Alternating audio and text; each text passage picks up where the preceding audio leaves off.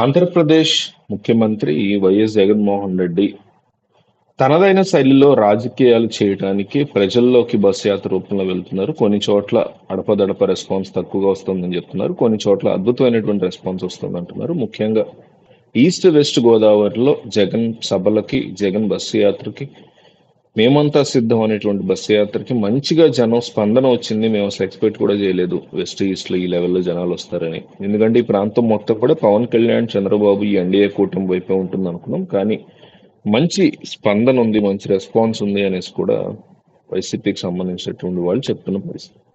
నిజం ఏంటి, నిజంగా వచ్చారా, వస్తే వచ్చారు, లేదంటే లేదనేది జనం చెప్పాలి. సో ఇప్పుడు చివరి ఆఖరి బ్రహ్మాస్త్రాన్ని బయటికి తీయడానికి జగన్మోహన్ రెడ్డి సిద్ధంగా ఉన్నారు. ఎందుకంటే ఏపీలో ఎలక్షన్కి ఎంత ఇంకా 20 రోజుల టైం. 20 రోజుల్లో ఏ రకమైనటువంటి ప్రభావాన్ని మనం చూపించగలుగుతాము రాజకీయాల మీద, ప్రజల మనసుని ఎట్లా, ఇంకో కొంతమంది టీడీపీ వైపు ఉంటే వాళ్ళని ఎట్లా మార్చాలి, లేదా ఎక్కువ వైపు టీడీపీ వైపే ఉంటే ఎట్లా మార్చాలి అనే దాని గురించి జగన్ తీవ్రంగా ఆలోచిస్తున్నారు. అయితే చివరాఖరి అస్త్రమైనటువంటి ఈ మేనిఫెస్టోని ఆయన బయటికి తీయబోతున్నారు. 26, 27 తారీఖుల్లో ఈ మేనిఫెస్టో రిలీజ్ చేసే ఆలోచనలో ఉన్నట్టుగా, దానికి ఒక భారీ బహిరంగ సభ మధ్య ఈ మేనిఫెస్టోని ఆయన ప్రకటించబోతున్నట్టుగా కూడా వార్తలు వస్తున్నాయి. ఉగాది అనుకున్నారు ఫస్ట్, ఆ తర్వాత డేట్ అది మారింది. సో ఇప్పుడు ఏ డేట్లో దీన్ని రిలీజ్ చేస్తారనేది అఫీషియల్గా వాళ్ళు చెప్పాల్సింది. అయితే ముఖ్యంగా ఈ మేనిఫెస్టోలో వాళ్ళు 3 అంశాలని చేర్చబోతున్నారని, అవే బ్రహ్మాస్త్రాలుగా మారబోతున్నాయని వైసీపీ వాళ్ళు చెప్తున్నారు. ఆ బ్రహ్మాస్త్రాలు ఏంటి?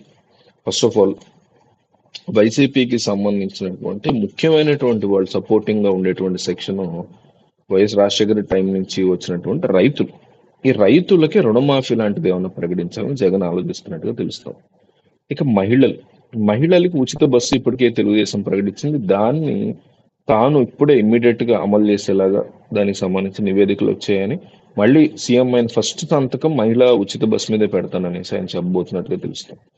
మూడోది, ప్రభుత్వ ఉద్యోగులకి ఒక స్పెషల్ ఆఫర్ లాంటిది. తద్వారా ప్రభుత్వ ఉద్యోగులంతా కూడా చంద్రబాబు వైపు ఉన్నారనే ఫీలింగ్ లో ఉన్న వైసీపీ వాళ్ళని తమ వైపు తిప్పుకోవడం కోసం ఆలోచిస్తుంది.